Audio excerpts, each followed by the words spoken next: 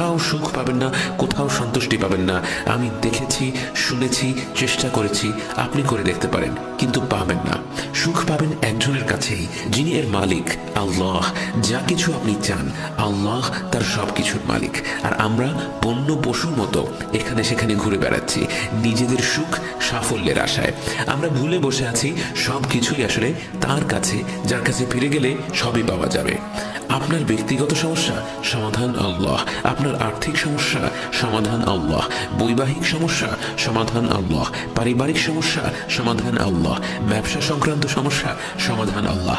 মুসলিম উম্মতের সমস্যা, সমাধান আল্লাহ। দেশের সমস্যা, সমাধান আল্লাহ। সব কিছু আল্লাহ।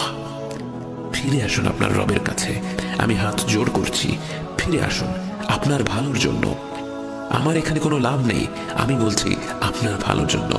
বোনেরা যারা এটা দেখছেন তাদের বলছি, বন্ধু বান্ধবী বা আত্মীয় স্বজনের দিকে দেখার দরকার নেই। আপনি উদ্যোগ নিন নিজেকে পরিবর্তন করার জন্য। আমাকে কথা দিন, আমাকে কথা দিচ্ছেন, আন্তরিকভাবে কথা দিচ্ছেন। এই প্রতিশ্রুতি কিন্তু আপনার আর আল্লাহর ভেতরের প্রতিশ্রুতি। আর আপনি যদি সত্যিকারের মানুষ হয়ে থাকেন, এই প্রতিশ্রুতি আপনি রক্ষা করবেন।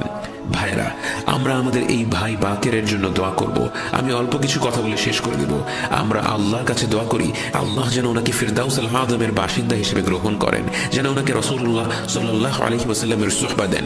আল্লাহ যেন ওনাকে সেই দলভুক্ত করেন যাদের পুনরুত্থানের দিন কোনো হিসাব নেওয়া হবে না। আল্লাহ যেন ওনার কবরকে জান্নাতের বাগান বানিয়ে দেন।